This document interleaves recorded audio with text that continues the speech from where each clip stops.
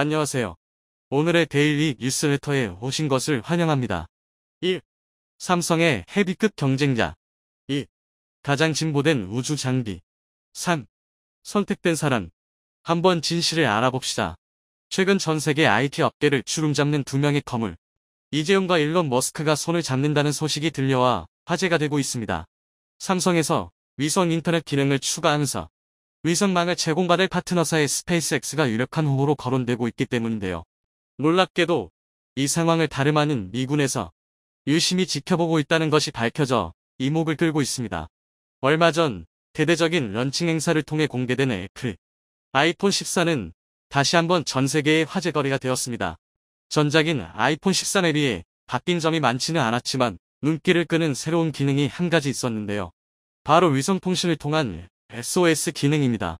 위성 인터넷을 송수신할 수 있는 소형 모듈 덕분에 3G나 LTE 등 기존의 데이터 통신이 연결되지 않을 때에도 인공위성을 기지국처럼 사용하여 간단한 문자를 보낼 수 있게 되었습니다. 애플은 이 기능을 위해 미국의 우주통신망 회사 글로벌스타의 위성망을 빌린다고 하죠. 아이폰과 함께 스마트폰 시장을 양분하는 삼성 역시 가만히 있지만은 않았는데요. 즉시 IT 전문 매체의 힘을 빌려 삼성전자의 차기 갤럭시 시리즈에서 아이폰 이상이 위성 연결 옵션을 제공할 수 있다고 밝혀 애플과의 스펙 경쟁에서 한치도 밀리지 않는 모습을 보였습니다. 이때 삼성은 위성망을 제공해줄 파트너사를 구체적으로 밝히지는 않았지만 유력한 후보로 거론되는 회사는 있었습니다. 바로 일론 머스크의 스페이스X인데요. 얼마 전 머스크는 트위터를 통해 애플과 협력 방안을 논의했다는 발언을 했었기 때문에 다소 의아한 점이 있습니다. 그는 우리는 스타링크 연결에 대해 애플과 몇 가지 가능성 있는 대화를 나눴다며 휴대폰 소프트웨어와 하드웨어가 우주에 기반한 신호에 적응하고 스타링크가 완전히 무선 기지국처럼 될 때 우주에서 휴대폰으로 연결이 가장 잘 작동할 것이라고 말했죠. 하지만 애플이 실제로 밝힌 파트너는 글로벌스타. 업계에서는 일견 헛다리를 짚는 듯한 머스크의 발언이 스마트폰 제조사와의 파트너십을 적극적으로 구애하는 행보라고 분석했습니다. 애플은 고집스러운 비밀 유지 원칙으로 악명이 높죠. 애플과 스페이스X가 실제로 협력을 진행하고 있었다면 애플과의 관계 유지를 위해서라도 머스크가 공개석상에서 이를 알릴 수는 없었을 것입니다. 따라서 머스크의 발언을 말 뜻대로 받아들이기보다는 자신들의 기술이 애플 정도의 스마트폰 제조사한테도 서비스를 제공할 만한 수준이 된다는 어필로 해석해야 적절하다는 것입니다. 그렇다고 한다면 머스크는 현재 스마트폰 시장에서 애플의 유일한 대항마라고 할 수 있는 삼성에도 관심을 가질 수밖에 없죠. 그리고 이를 뒷받침하는 또 다른 정황은 지난달 스페이스X의 고위 간부가 한국에 직접 찾아야 스타링크 사업의 국내 진출을 위해 정부와 접촉했다는 것입니다. 지난달 12일 정부 고위 관계자는 스페이스X 직원이 최근 직접 찾아 한국 사업을 진행하기 위한 절차 등을 문의해왔다고 말했습니다. 해당 직원은 스페이스X 내 간부급 직책으로 시장 진입 직무를 맡은 것으로 파악되는데요. 이 일에 앞서 스페이스X는 홈페이지에서 한국을 서비스 지역에 추가시키며 내년 중 서비스를 개시하겠다고 출사표를 던진 바가 있었죠. 그리고 이 포부를 현실화하기 위해서 정부와의 협상에 나선 것입니다. 하지만 정부 관계자는 스페이스X가 한국에 본격적으로 진출하려면 준비 시간이 꽤 걸릴 것이라며 국가 규제 체계와 관련한 커뮤니케이션도 많이 필요하다라고 말했습니다. 실제 주파수 관련 정책만 해도 정부가 이미 수년 전부터 계획하는 만큼 새로운 사업자가 진출하려면 단기간 내 조율은 힘들 것이라는 평가가 나오는데요. 이대로라면 목표 기간 내에 서비스를 개시하기가 어려운 상황. 이에 머스크는 단말을 먼저 확보하는 전략을 택한 것으로 보입니다. 사전 준비와 국내 규제를 모두 해결하고 사업을 시작하게 되면 시장에 안착하는 것은 생각보다 더 늦은 시점이 될 것입니다. 만약 그때 시장에 스타링크에 호환되는 단말마저 없다면 단말이 충분히 보급될 때까지 더더욱 시간이 걸리게 되죠. 하지만 애플 아이폰과의 스펙 경쟁에 불붙은 타이밍에 삼성과 잘 협상한다면 내년 초 공개가 예정되어 있는 차기 갤럭시 시리즈 스마트폰을 스타링크 단말로 만들 수가 있습니다. 이대로 진행된다면 스페이스X는 시장 진출 시기가 미뤄지는 문제를 어느 정도 메꿀 수 있고 삼성은 운용 중인 위성 수만 2,700개라는 압도적인 인프라를 얻을 수 있게 됩니다. 애플이 협업 중인 글로벌스타가 불과 50여 개의 통신 위성을 운용 중이라는 점을 생각해보면 상당한 이점이 있죠. 그리고 무엇보다 스타링크는 우크라이나 전쟁에서의 활약으로 그 성능이 증명된 바가 있습니다.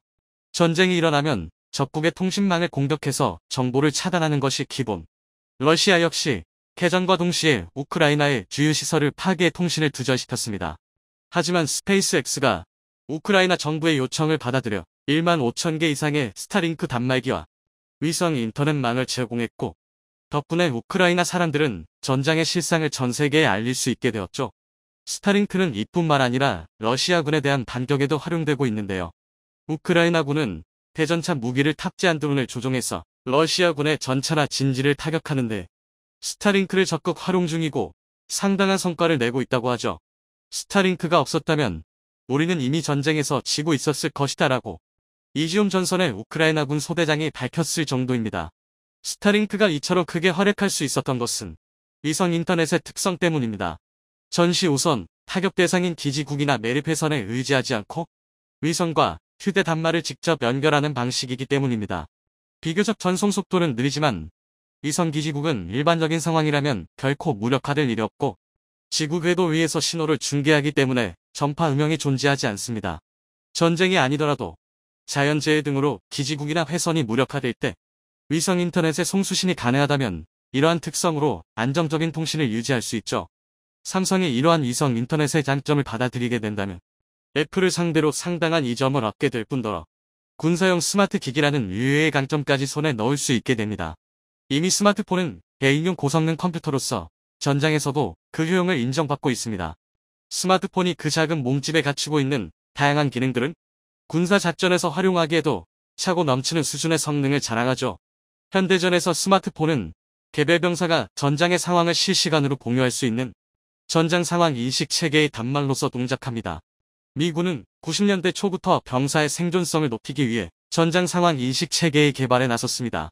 그렇게 해서 탄생했던 것이 랜드 워리어 LW 시스템이었는데요.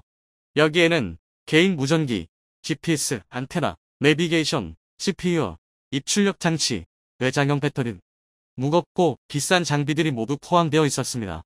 보병이 들고 다니기에는 큰 문제가 있었던 LW 시스템은 결국 2007년 예산이 전부 삭감당해 중단되었고 미군은 2011년 랩 워리어 NW라는 이름의 새 시스템을 개발하기 시작했죠.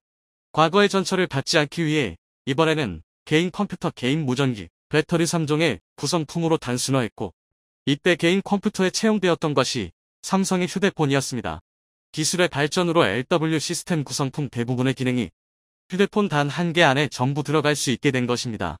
이 사건은 당시에는 상당한 충격이었습니다. 한국산 스마트폰이 미군의 핵심 장비가 된 점, 그리고 민간의 상용 장비가 핵심적인 군용 장비로 채용된 점에서 역사적인 사건이었기 때문이죠. 당시 스마트폰 시장의 점유율은 이미 애플과 삼성의 양강 체제로 거의 굳어가고 있던 상황. 하지만 자국산이라고 해서 군용으로 사용하기에는 애플의 아이폰은 내구도가 너무 낮고 시스템의 폐쇄성이 너무 심했습니다. 무슨 일이 일어날지 알 수 없는 전장에서는 바람직하지 않았죠.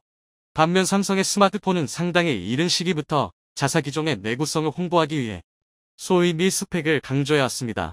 군용으로 사용하기에 모자람이 없는 튼튼한 만들새를 갖추고 있다는 것이죠. 그리고 삼성이 채택하는 안드로이드 OS는 개방성이 최대의 강점입니다. 결국 미군은 군용인데도 불구하고 한국과 삼성의 손을 들어주게 됩니다. 국방연구원 연구팀은 이에 대해 민간의 막대한 투자를 바탕으로 고도로 진화하는 상용 기술을 활용해 군 고유의 하드웨어나 소프트웨어 사용을 최소화하는 방향으로 전략을 전환한 것을 보여주는 상징적인 사건이라고 표현했습니다. 당시 미군은 보안에 취약하다는 단점의 개선을 위해 갤럭시 노트2를 구매한 뒤 통신 기능을 제거하고 군용 안드로이드 OS를 적용했습니다. 그리고 이를 얼마간 써본 뒤로는 아예 삼성의 보안을 대폭 강화한 주문 제작품을 발주하게 되었죠. 이때부터 미 육군과 삼성은 매년 전술 갤럭시 개발을 함께 했습니다. 미군에 널리 보급되어 있는 갤럭시 S9 택티컬 에디션의 경우 군사적 활용을 위한 특별한 기능들이 상당수 탑재되어 있는데요. 야간 투시경으로 지도와 전장 상황을 볼 수 있는 나이트 비전 모드가 구현되어 있어 빛이 새어나갈 염려가 없고 탄도 계산형 발리스틱 인포, 고공 낙하 정보를 제공하는 가이드라인, 공수시 파편 위험거리를 제공하는 레드, 다양한 군용 앱을 동시에 사용할 수 있습니다. 데이터 암호화를 제공하는 보안 시스템을 탑재하고 있으며 LTE와 RF는 무선 신호를 완벽히 차단하는 스텔스 모드까지 탑재하고 있어 정보 유출의 걱정도 없습니다. 개인 휴대용 배터리를 활용한 일주일간 시스템을 계속 사용할 수 있고 무선 충전도 지원되죠. 최근에는 이스라엘도 미군의 영향을 받아 삼성의 전술 스마트폰을 도입했고 군용 장비에 비해 훨씬 저렴하다는 장점을 살려 매년 성능이 개선된 신제품으로 장비를 업그레이드하고 있습니다. 이처럼 한국은 방산 기술뿐만 아니라 상용 기술에서도 세계적인 수준을 선도하고 있습니다. 상용 기술이 군용으로 역도입된다는 역사적인 기록도 한국의 기술력으로 세운 것이죠. 최근 미국 내에서 전기차에 들어가는 배터리는 전부 한국산이라고 해도 과언이 아닐 만큼 미국 내 전기차 기업들이 한국의 배터리 확보에 열을 올리고 있습니다. 미국 자동차의 상징이자 최초 자동차 양산 시설을 만든 포드도 100년이 넘는 역사상 최대 규모의 금액을 한국 배터리에 투자하겠다고 나선 것인데요.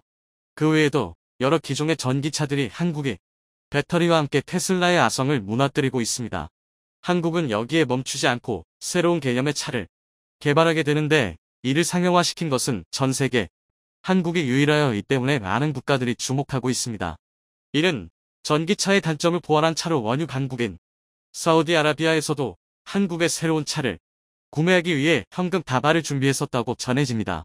반면 초창기 일본의 전기차 기업들은 전 세계 순위에 항상 10위권 안에 있으면서 강국으로 군림했었지만 현재는 10위권의 한국 기업들이 차지하면서 일본의 기업들은 저 멀리 잊혀졌습니다. 전문가들은 한국의 자동차들은 계속 성장할 수밖에 없고 일본의 자동차들은 계속 후퇴할 수밖에 없는 이유를 설명해 흥미를 끌고 있는데요. 현재 미국 내에서 어떤 기업들이 한국의 배터리 기업들과 동맹 관계에 있으며 한국의 세계 최초이자 유일하게 상용화에 성공한 신개념 자동차는 무엇인지 그리고 왜 일본의 자동차 산업이 한국에 밀릴 수밖에 없는지에 대해 알아보겠습니다. 미국의 약 120년 자동차 역사와 함께하고 있다고 해도 과언이 아닌 포드가 자국 내 전기차 생산을 위해 한국의 배터리를 확보하고자 천문학적인 금액의 현금을 준비하고 있다는 소식이 미국 내에서 연일 뜨거운 이슈로 자리 잡고 있습니다. 이들은 모두 전기차 왕좌에 앉아있는 테슬라에 도전하고 있는데 그 권좌를 가져오기 위해서는 한국의 배터리 없이 불가능하다고 보고 있어 많은 사람들은 미국의 전기차 기업과 한국의 배터리 기업에 합작에 큰 관심을 보이고 있습니다. 포드와 같은 경우 SK이노베이션과 13조 원 규모의 투자를 통해 합작사를 설립하며 전기차용 배터리 공장과 전기차 조립 공장을 건설한다고 밝혔습니다. 이번에 이뤄진 투자가 흥미로운 점은 미국에서 이뤄진 배터리 공장 투자 중 최대 규모이기 때문인데요. 미국 유명 경제 전문 매체인 블룸버그 통신은 미국 자동차 산업 역사상 최대 규모라고 전해 많은 이들의 기대를 모으고 있습니다. 이번에 계획된 생산시설은 총 129기가와트시로 기존의 계획보다 2배 이상 늘은 것으로 파악되는데요. 이는 내년에 출시를 눈앞에 두고 있는 보대 전기 픽업 트럭 F105의 사전 계약 주문이 쇄도하고 있기 때문입니다. 이번 SK이노베이션과 포르의 유래를 찾아볼 수 없는 투자는 얼마 전 있었던 한미 정상회담 이후 더욱더 단단해지는 한국과 미국의 완성차 기술과 배터리 기술의 동맹 구도를 여실히 보여주고 있다는 평가입니다. 한국의 LG 에너지솔루션과 미국의 GM도 합작하여 매년 70기가와트시의 배터리를 생산하는 계획을 세우고 있으며 이 둘의 합작도 앞으로 미국 내 전기차 시장이 판도를 어떻게 바꿀지 모른다는 평가를 받고 있는데요. 여기에 최근 혜성처럼 떠오른 미국의 신흥 전기차 기업 루시드 모터스는 삼성 SDI와 합작하여 루시드 에어라는 전기차 세단의 생산을 시작했는데 이는 약 1억이 좀 안 되는 고가임에도 불구하고 사전 예약을 신청한 사람이 13,000명 이상이나 되고 있습니다. 이렇게 루시드 모터스의 전기차가 이제 막 시작한 기업임에도 불구하고 사람들이 많이 찾는 이유가 있습니다. 루시드 에어의 최고급 버전인 루시드 에어드림 에디션은 동급 테슬라의 전기 세단보다 주행거리가 훨씬 길다는 것인데요. 루시드 에어드림 에디션은 1회 충전만으로 837km를 주행할 수 있으며 이는 미 정부의 공식 등급을 받은 것이기에 믿을 수 있는 수치입니다. 반면 테슬라 공식 홈페이지에서 명시된 테슬라 S의 주행 가능 거리는 약 637km인데 이는 루시드 에어드림 에디션이 200km를 더 갈 수 있어 효율이 더 좋다고 볼 수 있습니다. 이렇게 비약적으로 주행 가능 거리가 늘어날 수 있었던 이유는 바로 삼성의 사마이에서 생산한 원통형 배터리 때문에 이룰 수 있었던 결과인데요. 이런 것들이 미국 전역에 퍼져 이제 막 시작한 전기차 업체부터 대형 자동차 기업까지 모두 한국의 배터리 확보에 열을 올리고 있는 이유입니다. 가끔 세계 최강의 최첨단 무기를 보유하고 있는 초강대국인 미국 이의 배터리를 자체 개발하지 않고 한국과의 협력을 원할까 하는 의문이 생기기도 하는데요. 현재 미국은 전기차 배터리를 생산하는 자국 기업이 없어 해외 기업으로부터 조달해야 하는데 글로벌 10위권 내 배터리 기업은 모두 한국과 중국, 일본의 기업들이 차지하고 있습니다. 중국과 같은 경우 미국이 군사 외교적 갈등을 빚고 있는 중국 기업을 선택할 리가 만무하고 일본의 유일한 대형 배터리 기업인 파나소닉은 외국 투자에 있어서는 공격적인 행보를 보이지 않고 있습니다. 이 때문에 많은 전문가들은 파나소닉의 기술력이 정체됐다고 판단하고 있는데요. 결국 최신의 배터리 기술을 가지고 있으면서 대량 생산 능력과 공격적인 투자 행보를 보이고 있는 민주주의 동맹은 한국밖에 없다는 미국의 계산입니다. 어떻게 보면 미국 현지 생산이 한국의 이익에는 부합하지 않을 것이라 생각될 수 있지만 이는 기업 입장에선 더 좋을 수도 있습니다. 현재 조 바이든 행정부는 미국 내 판매되는 제품 중 총 생산의 70% 이상이 육산이어야만 무관세 혜택을 준다는 정책을 펴고 있는데요. 미국 시장에 진출하려면 모든 기업들이 미국에 공장을 세워야 하는 상황입니다. 여기서 한국 기업들이 미국 내 높은 점유율을 가지고 있다면 기술 로열티만으로도 엄청난 돈을 벌 수 있으며 30%만 수출하게 된다 하더라도 약 3억 3천 명의 미국 국민들이 전부 한국 제품을 쓰게 된다면 그것만으로도 충분히 이익을 볼 수 있습니다. 이에 테슬라는 한국의 배터리 기업들이 미국에 진출한 것에 굉장한 압박을 받고 있는 것으로 전해집니다. 이것 말고도 테슬라의 CEO 일론 머스크가 한국 때문에 혈압이 올라 쓰러질 만한 일이 또 벌어졌습니다. 바로 오직 한국만이 가지고 있는 신개념 자동차 기술이 그 원인인데요. 그 한국만이 가지고 있는 신개념 자동차 기술은 바로 수소 전기차입니다. 몇몇 분들은 이것을 다 알고 있는데 무슨 신개념 자동차라고 말하냐고 할 수 있지만 레이저 무기를 모두가 알고 있음에도 기술력 때문에 생산하지 못해 신개념 무기체계라고 말하는 것과 같이 수소 전기차도 높은 기술력 때문에 상용화하고 있지 못해서다. 그 이유는 바로 수소와 산소를 결합해 전기를 만들어내는 연료전지 스택 기술이 보통의 기술력으로 생산하기 어렵기 때문인데요. 그런데 그 어려운 기술을 한국 자동차 기업이 세계 최초이자 현재 유일하게 연료전지 스택의 일반 생산에 성공함을 양산하는 데 성공했습니다. 하지만 뜬금없이 의대륙의 한 부호가 한국 자동차 기업이 쓸데없는 노력을 했다고 말해 큰 파장을 일으켰습니다. 그 미국의 부호는 바로 일론 머스크로 한국이 수소 전기차를 개발한다고 했을 때 전기차가 상용화된 지금 수소 전기차를 만든다는 것은 바보들이나 하는 짓이라고 폄하해 논란이 된 것인데요. 몇몇 사람들이 일론 머스크의 말에 어느 정도 수긍했는데 과거와 달리 전기차 충전소가 많이 보급됐으며 운전하다 보면 심심치 않게 전기차를 자주 볼 수 있기 때문에 매번 수소를 충전해줘야 하는 수소 전기차는 쓸모없어 보였기 때문입니다. 그런데 이런 생각들은 한순간에 뒤집어졌습니다. 많은 전문가들이 연구한 결과 수소 전기차는 전기차보다도 더 친환경적이며 전기차가 환경오염을 멈춘다면 수소 전기차는 발전되는 과정에서 오염된 환경을 더 개선한다는 점에서 우수한 공기정화 능력을 발견한 것입니다. 또한 수소 전기차는 일반 전기차보다 더 많은 장점을 가지고 있다고 전해지는데요. 전기차는 가정용으로 운용되는 것에는 좋지만 산업용으로 사용하기엔 적합하지 않습니다. 반면 수소 전기차는 화물차로 쓰기에 적합한 성능을 보여주는데요. 전기차보다 주행거리가 길고 무엇보다 수소 충전 시간이 전기 충전 시간보다 빠릅니다. 전기차의 경우 안심하고 운전하기 위해선 아무리 빨라도 1시간 이상의 충전 시간이 걸리는데 수소 전기차는 길면 8분입니다. 무게면에서도 대형 화물차 기준으로 볼 때 수소 전기차가 일반 전기차보다 가볍기 때문에 장거리 운행에 더 특화되어 있습니다. 이보다도 더 중요한 것이 있습니다. 바로 수소 경제 체제를 만들 수 있습니다. 수소 경제란 환경 파괴의 주범인 석유를 완전히 수소로 전환해 친환경 생태계를 조성하는 것을 말하는데요. 수소 발전은 워낙 고효율이기 때문에 화물차뿐만 아니라 선박 연료로도 사용 가능하고 일반 가정용 전기 발전에도 효과적이며 좀 더 나아가 항공연료로도 사용할 수 있다고 전해집니다.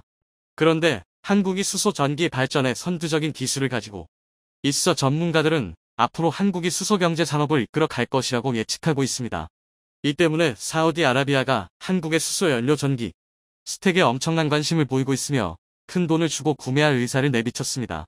반면 일론 머스크는 전기차를 상용화했다는 평가는 받고 있지만 수소 전기차 조롱의 악마의 주둥이라는 별명을 얻게 됐는데요. 일론 머스크만큼 일본도 근시안적인 태도로 배터리 산업에서 앞선 기술력을 가지고 있었음에도 불구하고 한국의 자동차 산업에 뒤처졌다는 평가를 받고 있습니다. 일본은 사회 전반적으로 보수적인 것으로 유명한데요. 때문에 가업을 이어받거나 전통이나 옛 것을 지키는데 목숨을 거는 국가로 잘 알려졌습니다. 자동차를 만들 때도 그랬습니다. 일본도 최근 친환경 트렌드에 따라 전기차 개발을 위해 노력했는데요. 문제는 전기차를 만들 때 내연기관 자동차 설계를 바탕으로 만들어 전기차의 이점을 전혀 살리지 못했습니다. 때문에 안 그래도 좁은 차를 만들기로 유명한 일본은 잘못된 설계로 공간 효율이 떨어지게 되는데요. 일본은 높은 배터리 기술을 가지고 있음에도 전통적인 자동차 설계 때문에 전혀 이점을 살리지 못하고 현재는 도태되고 있는 상황이며 일본의 자동차 산업이 완전 붕괴 직전에 있습니다. 반면 한국은 신기술 도입을 잘하는데 전기차를 개발할 때 기존 자동차에 대한 틀에 얽매이지 않았습니다. 또한 전기차가 미처 세상을 지배하기도 전에 수소 전기차라는 새로운 것에 도전하는 중인데요. 한국은 더 공격적인 투자로 앞으로 세상을 이끌어갈 수소율 전지 최강자로 급부상했습니다. 이런 것을 보면 한국의 발전 속도를 빛의 속도라고 해도 과언이 아닌데요.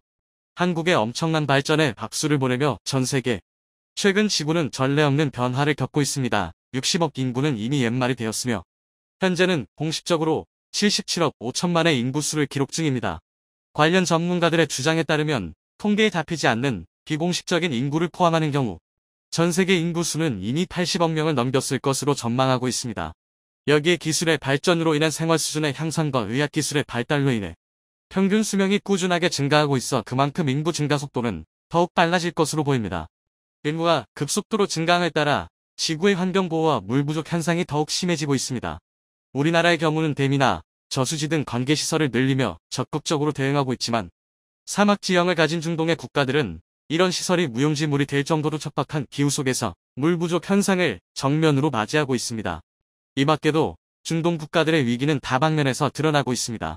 전 세계적인 친환경 흐름에 발맞춰 국제사회는 화석연료 사용을 단계적으로 줄이기로 합의했고 한국을 포함한 선진국들은 2050년 이후 그 밖에 인도를 포함한 개발도상 국가는 2060년 이후로 탄소제로 반열에 들어선다는 계획입니다.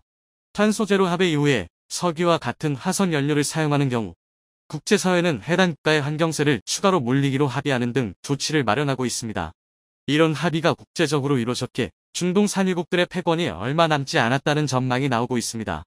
산업혁명 이후로 막대한 석유 자원을 가지고 과학기술이나 농업 및 제조업 하나 없이 천문학적인 부를 이룬 중동의 국가들은 다가올 친환경 에너지 혁명 앞에서 등과 학교 다가올 친환경 에너지 혁명 앞에서 새로운 국가 발전 원동력을 찾아야 하는 상황입니다. 그 중에서 중동의 맹주인 사우디아라비아는 며칠 전 한국 기업에 수천억대 규모의 사업을 맡기며 식량자 급류 100%를 목표로 하는 새로운 농업국가가 되기 위한 청사진을 그리고 있습니다. 사막국가인 사우디가 어떻게 농업국가가 된다는 것인지 그리고 그 과정에서 40조 원 규모의 한국식 수도와 전력 시스템이 적용되는 사실과 함께 또 다른 중동 구호국인 아랍에미리트 UAE가 사우디보다 먼저 한국 기업과 계약을 성사시키기 위한 경쟁을 하고 있어 한국의 인기에 불이 붙은 상황을 자세히 알아보겠습니다. 현재 연간 1억 배럴에 달하는 일평균 석유 수요량은 시간이 지날수록 감소할 것으로 전망되고 있습니다. G7, G20 정상회담과 유엔의 국제 합의를 통해 지속가능 전략이 채택되면서 2050년에는 석유 수요량이 현재의 절반 정도인 5천만 배럴 수준으로 감소한다는 전망이 지배적이기 때문입니다. 이는 1980년대 세계 인구가 40억 명이던 당시와 비슷한 규모이며 2050년의 세계 인구는 110억 명을 가뿐히 넘길 것으로 보이기에 중동 산유국들의 에너지 패권이 현재보단 많이 약해질 것이라는 전망이 나오는 이유입니다.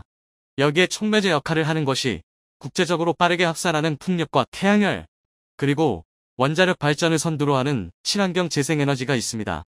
여기에 세계적인 전기차 보급률 상승으로 갈수록 경유와 휘발유를 비롯한 석유에너지 사용량이 감소하는 것도 산유국 패권을 흔들고 있는 상황입니다. 이런 세계적인 분위기의 위기감을 느낀 중동 국가들은 다양한 국가적인 프로젝트를 내놓으며 석유에너지 의존도를 줄이고 새로운 미래 먹거리 확보에 힘을 쓰고 있는 상황입니다. 특히 반도체와 배터리 산업에 큰 관심을 보이고 있습니다. 사우디는 애플의 전자제품을 생산하는 폭스콘의 반도체 공장을 유치하기 위해 움직이고 있으며 11조 원 규모의 초대형 파운드리 공장을 계획 중인 것으로 알려졌습니다. 게다가 한국의 배터리 업체인 SK온에게도 1조 원 규모의 투자를 진행한 등 그동안 석유 시추 사업에만 의존하던 산업 구조에서 새로운 분야로 외적 확장을 도모하고 있습니다. 하지만 이 과정에서 사우디의 발목을 잡는 것이 있었는데요. 바로 수도 공급 직물 자원 확보가 안 되어 있다는 것입니다.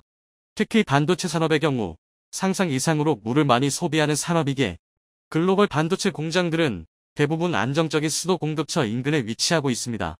이에 사우디는 미래 첨단 산업을 유치하기 위해서 가장 필수적인 요소는 수자원 확보라 판단하고 최근 수자원 확보에 엄청난 노력을 들이고 있습니다. 며칠 전인 8월 3일 두산 에너빌리티는 사우디아라비아에서 8,500억 규모의 해수 잠수화 플랜트 사업을 따냈다고 밝혔습니다. 사우디 수자원공사 NWC의 주문을 받아 진행되는 이번 프로젝트는 두산이 설계와 시공 및 건설부터 운영에 이르는 전 과정을 전부 수행하는 방식으로 진행되며 이번 플랜트가 완공되면 일평균 60만 톤에 달하는 물이 생산될 것으로 전망됩니다. 60만 톤은 대략 200만 명이 하루 평균 사용하는 물이며 지난 2006년과 2007년에도 사우디에서 해수 담수화 프로젝트를 진행한 적이 있어 사우디 측이 한국 기업을 믿고 또 맡겼다는 소식입니다. 이번 담수화 공장은 역삼 투합 방식으로 바닷물에 불순물과 염분을 걸러냅니다. 정수기가 필터로 물을 걸러내는 것과 유사한 기술로 바닷물에 70기압 정도의 압력을 가해 반투막을 통과시켜 염분을 걸러내는 방식입니다. 해당 기술은 전 세계에서 대한민국이 선도하고 있어 사실상 기술 독점을 이뤄낸 분야입니다. 그런데 한국 기업이 사우디에 8,500억 프로젝트를 수주하자마자 사우디 수자원공사는 새로운 사업 계획을 발표했습니다. 최소 284억 달러 우리된 37조 원 이상의 1,429개 수자원 프로젝트를 진행하겠다며 사우디 왕국의 수도와 환경 기반의 모든 시스템을 새롭게 개편하고 상수도와 하수 처리장의 용량 증가부터 사우디 국가 전체를 아우르는 수도 시스템 확대입니다.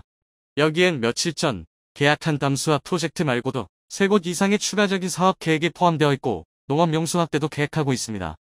사우디는 중동 지역 최대의 식량 수입 국가로 전체 소비의 80%가량을 수입 중입니다.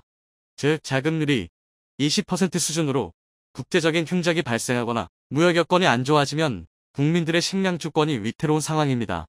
이에 사우디 측은 담수화 시설로 농업 용수를 확보하고 새로운 수자원 시스템으로 효과적인 농업을 이룩하여 식량 자금률을 높이겠다는 계획입니다. 특히 사우디는 중동 지역 식량 생산을 선점해 주변 국가들에게 수출까지 하려는 상황이며 중동 지역 최대 농업국이 될 것이라는 목표가 있기에 수자원 확보가 절실한 상황입니다. 이를 위해 사우디 정부 차원에서 수자원 관리 시스템을 배우고자 한국에 벼락을 오기도 했을 정도로 한국의 물관리 시스템을 적극 도입하고자 노력 중입니다. 그런데 사우디가 수자원 개혁으로 물 부족에서 물풍요국으로 나아가려 하자 이를 본 주변국인 아랍에미리트 UAE에서도 한국의 담수화 프로젝트를 도입하겠다며 20억 달러 이상의 사업 계획을 발표했습니다. 주 세계 최고의 기술력을 가진 한국 기업이 주변국들과 초대형 프로젝트를 진행하게 되면 자국에서 진행하는 담수화 플랜트 완공이 늦어지게 된다는 것으로 빠르게 도입하기 위해 경쟁적으로 계획을 발표한 것입니다.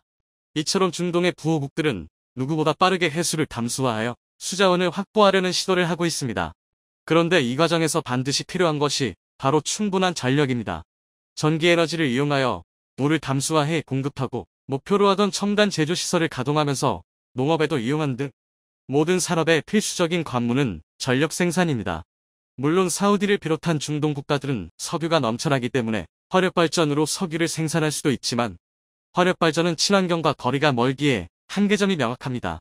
특히 화력발전을 감축시키지 않으면 국제사회의 페널티를 받게 글로벌 경쟁력이 하락한다는 단점도 작용하게 됩니다. 따라서 중동 국가들은 넘쳐나는 석유에도 화력발전을 대체할 만한 친환경 에너지 사업에 적극 진출하고 있습니다.